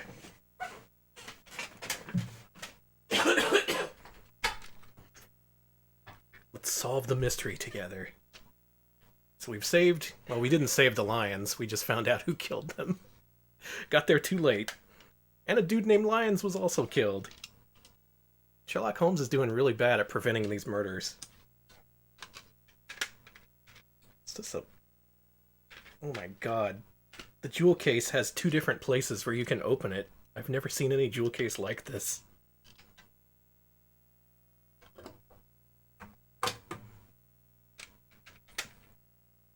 Alright, let's solve the mystery. Who did the dirty deed? Who pilfered the paintings? This has been a very upsetting day for me. Undoubtedly, Sir Simpson, you are referring to last night's theft of the 2 De Kuyper paintings from the National Gallery. You've heard? All of London has heard. Tell us, what do you know of this unfortunate affair? Well, about 6 months ago, July 1st to be exact, an auction was held at Armitage's gallery for the 2 new recently discovered De Kuypers. I'd never Alex heard is of the back. art before reading the newspaper this morning. You pilfered the Who was he? paintings. No Student of shit! And until recently, Probably there were only honest. 6 of his paintings in existence. Who owned those 6? 4 were in the Louvre in Paris, 1 in the Rijksmuseum in Amsterdam, and 1 in the private collection of Lord Winslow Smedley of London. How did you hear of this auction? From Brady Norris, my head curator.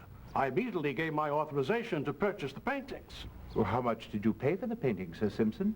£125,000. No Whoa. paltry sum, to be sure, but decidedly That's a spicy less than what we had meatball. anticipated. Danny. I had no idea art could be so costly. People are wrong by anything which they believe to You're a be rare. dipshit, Watson. Indeed, and that is why I was determined to bring together the known Decaipas for a show. The respective owners agreed, and in 2 days the exhibition was to have opened. Tell me, Sir Simpson, how well was the Decaipa show publicized? Oh, it has been common knowledge for weeks. And when were the other paintings to be hung in the gallery? Tomorrow. Where are the other 4 paintings? The Louvre collection is at the French Embassy under the care of Monsieur Beauclerc, and the Rijksmuseum's Decaipa is in our storeroom. French embassy is mixed up in this again. Well, we were to pick his up in the morning at his London townhouse. Thank you, Sir Simpson. I think we have all the facts we need to begin now. I hope we shall be able to clear up this matter in a very short time. I hope so too, because I have to eat lunch. Watson is the biggest dipshit in the entire world. Why is he so his Watson? role in this is just to be like, oh, well, I'm an idiot. I don't know anything about this. And then Sherlock is all like, well, I'm going to dunk on you to prove a point. The most he did in that one case was to snoop around that dude's house to see, oh, cigarettes. Why did you buy these? Otherwise, he's just like, why does art cost so much? It's just, I like paella. It's just paintings of soup cans. I don't get it. All right, we have more people to visit than any other case in this game, which is to say, a couple more people to visit. Okay. This won't take too long. Let's do the Holmes route. Let's get a perfect score.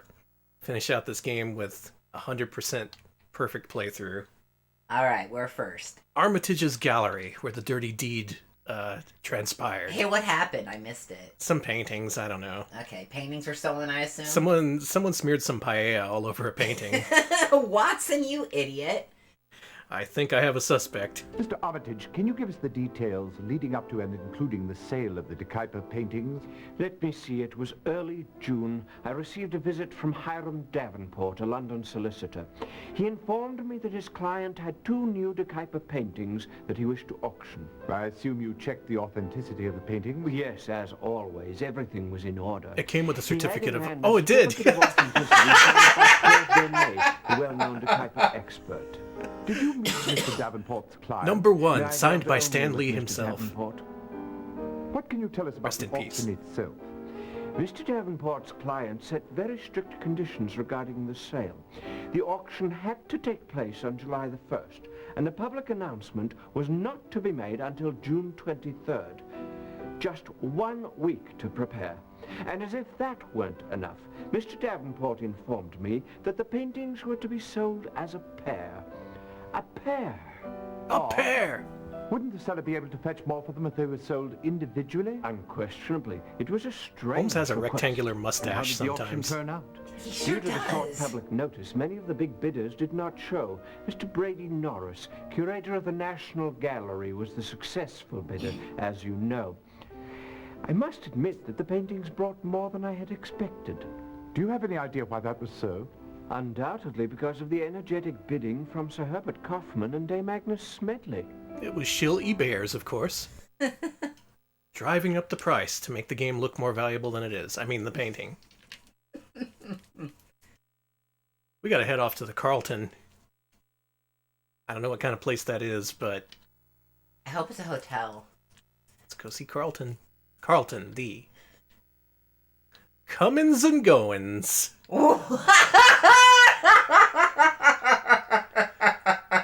Sounds fascinating, Holmes. Maybe some other time. Oh boy. Sir Herbert, were you not one of the bidders at the Armitage auction? I was bidding. Did they for ever let someone Watson else. sit For down? who? Can't tell you that. He's If they standing wanted to up. be known, they wouldn't have hired me. He's not allowed to would they? sit. What was your relationship with Brady Norris? We went to Oxford together. What of it? Was he a student of art there? Yes, and a rather good one, too. Brady and I once discussed opening our own gallery.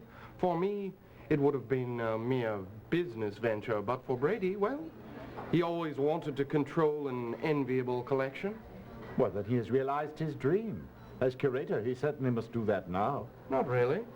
Everything Brady does Watson would must be just dirty the authorized by furniture. Sir I wouldn't want him to sit down on anything. Put plastic down before Watson can sit. No, really, let's replay the first few seconds of that video, see? Like, hang on. No, come on. See, he's just standing there. There's plenty of chairs. Yes, you may observe, but you may not sit. Also, shut the fuck up. You embarrass me. Your outburst about paella just made us all look bad. He's so hungry for paella. Give him some. We took him to a place for dinner when he was starving, talking constantly about how much he liked paella, and we didn't even let him sit down, much less let him order. Well, it's better for his digestion if he stands. Ah, true. Well, let's go to the Jardine Matheson & Co. shipping company. Curious about all these other places. Also, there's been a few discussions in chats coming up again about Creepy Watson from that one game. I love that Creepy Watson. This Watson, I'd say he follows suit. This is an idiotic, useless Watson, which is usually how he's portrayed. Ah, so good. Let him sit. The shipment of Nubian art, consigned to the National Gallery, was delivered to Wells' warehouse at 38 Blackfriars Bridge Road on the instructions of Mr. Brady Norris 5 days ago. Watson didn't even get a speaking line there. Yeah, only let Watson eat kibble. He eats dry food. He gets too fat if you feed him the canned stuff. Let's go to London University and try and buy Watson a clue. He's not Tess. Wait, do I want London University or University London? Check under L. Fucking this game. This game does not make things easy. Alright, I'm double checking. Apparently the walkthrough says London University, so let's not go to U of L. Let's go to LU. You are mistaken. Science This does not lie. Batman 66 Excuse camera me, angle gentlemen. here. Look at this. Monsieur Murray, I am one of the world's greatest experts on De Kuyper. I love this guy. This painting was painted by the hand of De Kuyper. Mr. Beauclair, I am not an art expert. You stated the obvious, monsieur. But I am an expert on paint pigments and their chemical composition. Oh, and big I tell deal. you that any painting containing Prussian blue isn't from the 17th century. The process to create Prussian blue had not yet been developed. That paint cannot be more than 30 years old. You don't know what you are talking about. Good day, gentlemen.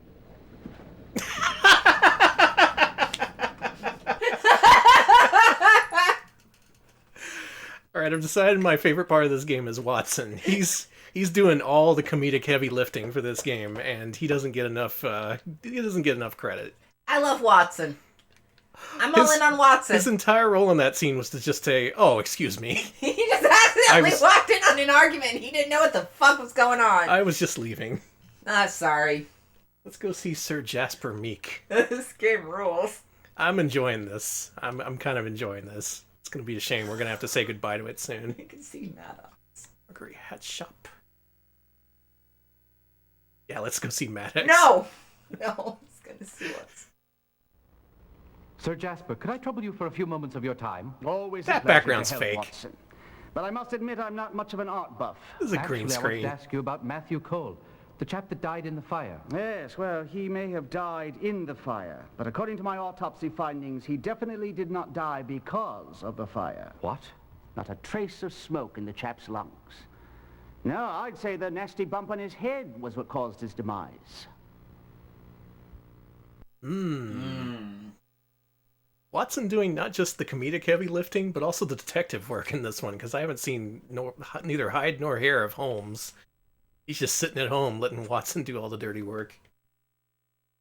Well, next up, we gotta visit H.R. Murray. Mr. Murray. Mortimer Murray. Mortimer Murray? No, H.R. Okay. Excuse me, Dr. Murray. May I have a moment of your time? Seriously, just Watson. sending out Watson so nice all to this. see you again. The whole thing. It's Watson, sir. Glad to hear it. Now, what can I do for you, Whitson? Holmes and I are interested in the debris from the fire of Matthew Cole's hotel room. Aye, such a tragedy. Everything was soaked with kerosene. No doubt this one was arson. Not much left to analyze.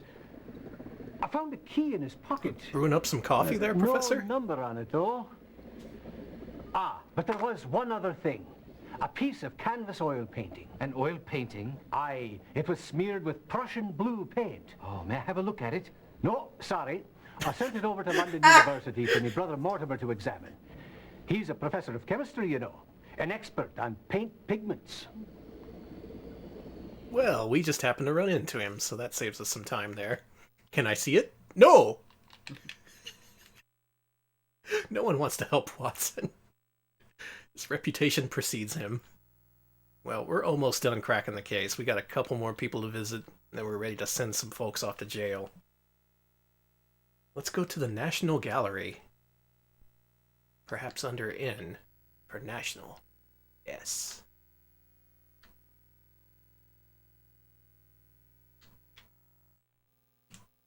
What you got for me, dude?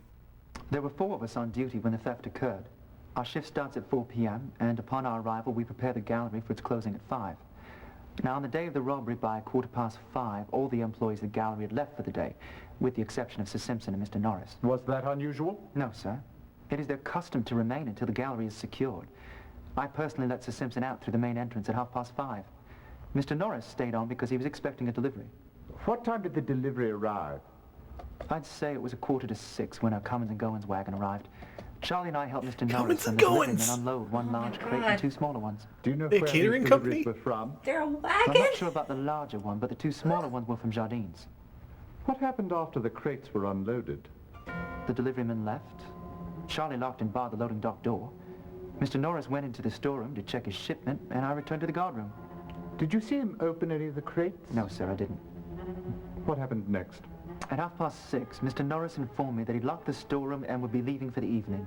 And you let him out? Yes, sir, through the main entrance. Then I made my rounds through the office wing, checking all the doors to make sure they were secured. And how did you spend the rest of the evening? Looking after my rounds. I took the 11 clocker through the east wing. At about 11:10, all the paintings were in their proper place in Gallery 12. Then Charlie made his rounds, following the same path that I'd just made, except when he arrived at Gallery 12, the 2 De Kuyper paintings had been cut from their frames. What time was that? I answered his alarm at 11:35 and sent him to check the loading entry in the office wing. Have you any idea how the thief got into the museum? No, sir. The only keys to the outside doors are kept in the guardroom or in the custody of the patrolling guards. Sir Simpson and Mr. Norris are the only staff members who have keys, and even they only have keys to the inside doors. To death with them! Well, that's all I know. I hope I've been of some help, sir. That does not deserve a response. So, those guards offer some conflicting information there. Which one did it? And why? Why would you steal a bunch of worthless paintings that are worth no money? Well, maybe they have drugs in them. It's just scribbles, Holmes. You just write on a piece of fucking parchment or some shit. I don't know. I could do this at home, Holmes. Sounds like a job for Langdale Pike. Oh, that guy. Pike Langdale. Yeah. Oh, the Pall Mall Club. Just go there and smoke your lungs out. All right, Mr. Pike, spill it. Ooh, my poor head. I believe I overdid it at Dame Agnes Bash last night. Did you hear anything there that might be of interest to us? I heard many things, Holmes, mostly from the chattering mouth of Pierre Donnet, world-renowned expert on De Kuyper. I know that guy. He has managed to do shockingly well for himself, considering 20 years ago he was a starving artist. But then his ship came in. Whatever do you mean? Who's that one guy? In He's all like, I'm an 1872, expert. he discovered the first De Kuyper in a church attic in Brussels. Soon after it sailed to Rijksmuseum in Amsterdam, he began a whole new and extravagant life. I suppose that's why he can afford to keep a luxurious suite at the Langham Hotel. Did his discovery sound of the jealous. Kuyper catapult his own work into the spotlight? Hardly. Ooh. In fact, Donnet has never sold a painting done by his own hand. Ooh. Wow. Catty. How can you make a living as an artist if you never sold your own paintings? It's called eBay, dude. Look into it. God, what do you think Victorian eBay was like? Just stand on the middle of the street saying, I got shit for you! Well, it couldn't be any worse than it is now. Oh! Hey, the Red Bull Inn. Yep, we're actually going to the Red Bull Inn. And Oh, nice. That's where we're gonna close out the case. Close out a case of Red Bull. Oh, my heart. Do you know a fellow by the name of Matthew Cole? The poor bloke what died in a fire? Sure, he was a regular around here these past 2 months. Do you remember when you saw him last?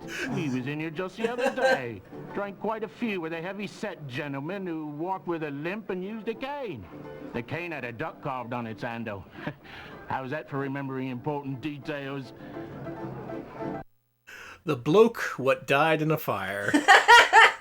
And with that, we're ready to go to court. Let's see, Brighton Tail says increase reaction time with Red Bull, and Krungo says Sherlock Holmes in the case of the esports cake. Let's go deliver some Red Bull to the judge. Hear ye, hear ye. The Queen's Court stands in order.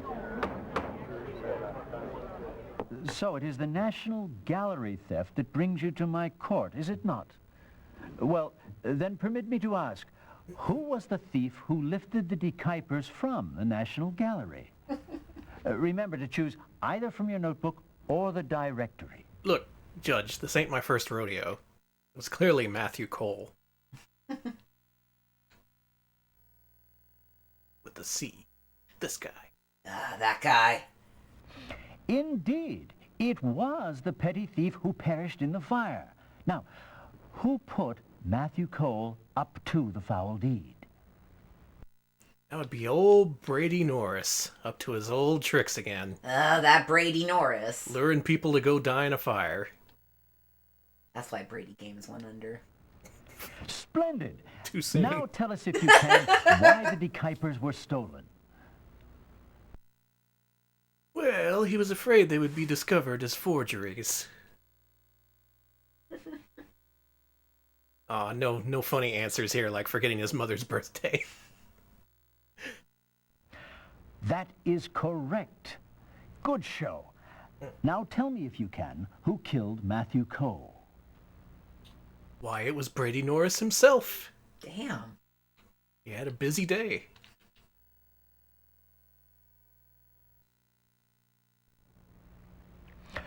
First theft, then murder. What next? What a tangled web we weave. Now, please inform the court as to Pierre Donet's involvement in the case.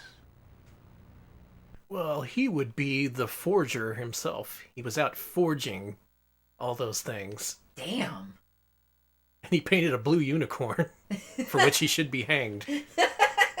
Ugly painting. Just terrible. Such an unfortunate waste of talent. Now for your final question. Can you tell me what part Sir Herbert Kaufman played in this affair? Well, of course, he drove up the bidding. Ugh. Like the shill eBayer he was born to be. He didn't want to take an art history exam. He drove the getaway carriage. Hey, you horses, get away. We gotta get out of here. Splendid. This was a tough case and you cracked it. Excellent job. Court is recessed. Until the next time, of course. That's all the cases we're gonna get out of Sherlock Holmes for Sega CD. That is the last one. Let's see what our score is. Perfect. Yeah. Just An like us. extremely difficult case, and your score is absolutely perfect. I'm quite sure we could not have done any better. Me too. Let's celebrate with a big old jug of mercury. Delish. Why would you have a giant vial of mercury? Is it used to clean your pipe? I have no idea. Is this pipe different from that pipe? The one I'm using as a cursor? I think maybe. He probably has multiple pipes. Well, let's see the denouement of this story. Jeez, oh, Mr. Show-Off.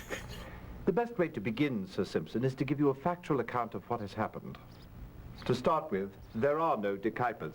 What? They're all forgeries.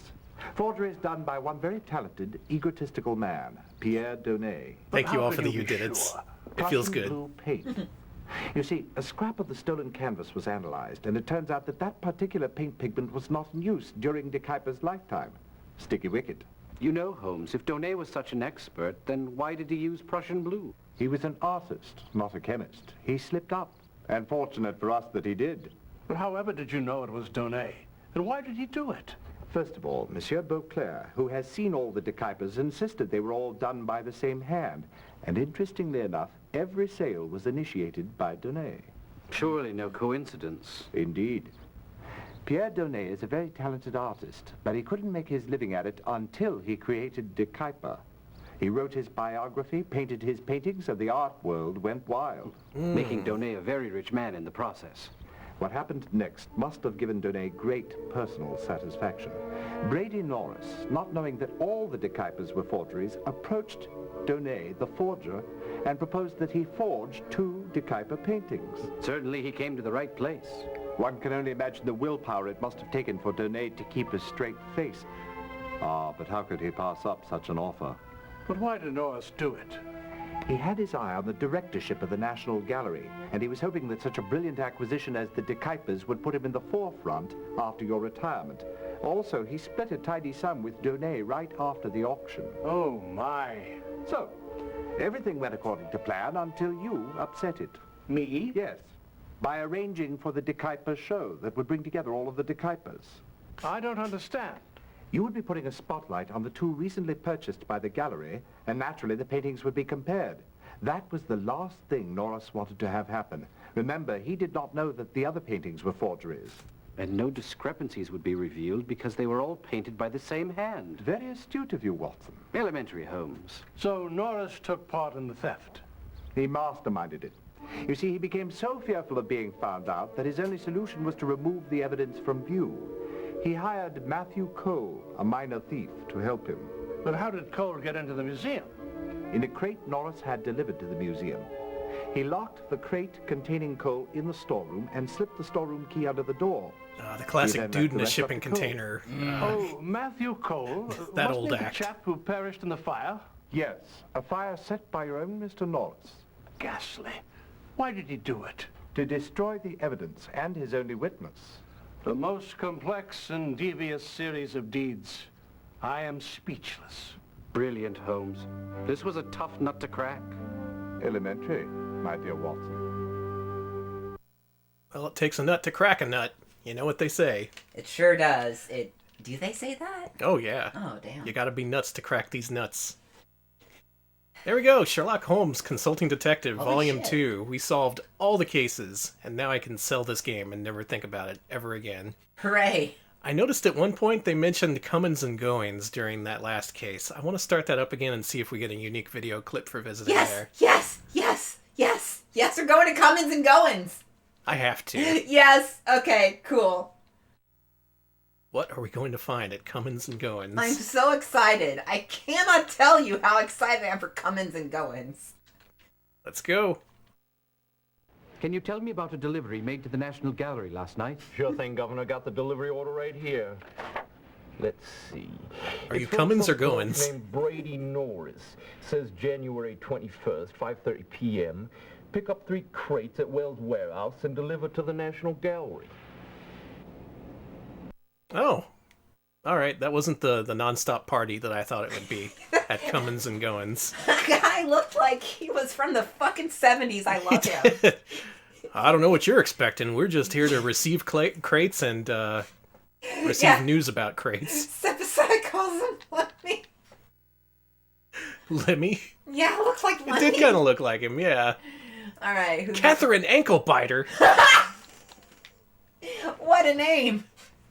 She wondered why I had disturbed her, Holmes. Maybe we had the wrong address. It's because her name is fucking awesome. I wanted to know why you had that name, lady. Alright, let's go visit one more person and call this a wrap. So yeah, this is fairly traditional as far as point-and-click adventure games are concerned. They dialed back the complexity a little bit so they could shove in those FMVs, modernize the point-and-click genre. It had mixed results. And considering how few FMV-driven adventure games would premiere for the Sega CD after this, I don't think it was that big of a success. Most unfortunate, Watson. Who are we checking out? We gotta check out someone cool. The Yak House! Yes! Let's go. Gonna look at yaks. What did you learn, Watson? Not a thing, Holmes. You learned nothing? Don't get testy, Holmes. There wasn't anyone about. My humble apologies, Watson. You learned nothing from that last case? You learned nothing from the Yak House. The House of Yak. Yak House! I'm not satisfied. One more. There's Tom's Tattoo Parlor. The Raven and Rat? Raven and Rat, let's go. What a name. Shinwell, we're working on the National Gallery theft. Can you help us? Oh, geez, mate. Picture pinching's a bit out of my league. Don't know a thing about it. Have you seen or heard of any interesting meetings lately? Well, I hear that Greek bloke's pretty steamed up about having missed the gavel at some auction or other. I heard he's been having a word or two with Clifton Maddox, who almost became a roommate of mine at Pentonville. Only a rumor, though. Did the rumor happen to say anything else? Only that Greek fella will do anything for a picture he wants. Hey, have a beer? No. Well, that gave us an alternate path. We could go find Mr. Maddox. Why don't we close out today's stream by visiting Maddox? Last thing I want to do. Okay, let's talk to Clifton Maddox. So yeah, this last case, it does seem like there's more people and places you can visit, and you'll get actual FMV as opposed to just Watson saying, I found nothing. So that's nice. Is that loafer in trouble again? No, madam. We simply want to speak with him. Good luck finding him first. I ain't seen him since yesterday. Oh, and there's even dead ends in this one. Man. Nice. Yeah, in giving one case an entire disc, they managed to find, squeeze in multiple pathways, dead ends, red herrings. Man, if each of these cases had that kind of depth, maybe this game would have been more successful than it was. Yeah. But unfortunately, there was only 2 volumes released for Sega CD. I think there was a 3rd volume, actually, for PCs. There was. It was never released on home consoles or DVD, I think. Damn. Well, one day we have to check that out. We but do. For now, I think we've finished all there is to see in Sherlock Holmes. Let's go to the court. Okay. So sorry. We haven't done a thorough enough job of investigating this case quite yet. Let's continue our pursuit. I'm so sorry too, Watson. Sorry you're such an idiot. Damn, Danny, come on. Dumbass. He's all like, how can art be worth money? How do I sit? I only know how to stand. Why is there intrinsic value in the labor to create beautiful art for me to look at? No. It should be free. We got a lot to explain to Watson, but despite his hindrance, we managed to finish all the cases in Sherlock Holmes 2. Thank you all for joining us. Yes. This was a stream where we spoke a little bit less than usual. I was kind of enthralled by the acting and all the different places we could visit. Same, and I'm still coughing up all kinds of fun stuff. Yeah, we should be back. We should be back in business on Wednesday. This afternoon I was supposed to pick a winner for our patron poll. You were. Last I saw, it was a tie between Metal Slug 3D and Robot Alchemic Drive. If that's still the case, then we'll play both on Wednesday. And in fact, I think we may do that anyway, because they got most of the votes in any case. So tune in Wednesday, 7 p.m. Central, where we fire up the PlayStation 2 and play some rad Robot Alchemic Drive, in addition to Metal Slug 3D. Wow. That weird spin-off only released in Japan. Even though it's Japanese exclusive, it has all English voices, so that game is quite a thing. Make sure you tune in to see that. This week we're continuing our stepping selection videos on YouTube. Yes. Today we released the excellent Galaxy Express 3.9, one of the best videos in the game. Make sure you check that out. I'm going to look for someone to host. Alex, why don't you tell us where people can find us on Twitter? Well, we are on Twitter at twitter.com/RetroPalsHQ. That's where we post when we stream, where you can find our polls for Mascot Friday and assorted goof 'em ups or whatever I'm feeling. Goof 'em ups. Goof 'em ups. We're also on youtube.com/RetroPals. That's where we're posting all those cool videos of stepping selection. And as usual, if you'd like to donate to us and support our show, you can go to patreon.com/RetroPals and pitch in and if you pitch in a few bucks, you can vote on what we do every Wednesday. Excellent. I think that's it, and I'm just gonna... Good promos, Alex. Thank you. You need to head out and go rest. I need to take a rest up shower. so we have an excellent Wednesday stream for a change. For the first time ever, we have a good Wednesday stream. It's going to be good. I'm looking forward to this one. Mm-hmm. So we're going to leave you with Real Soviet Bear, who is playing Astrobot.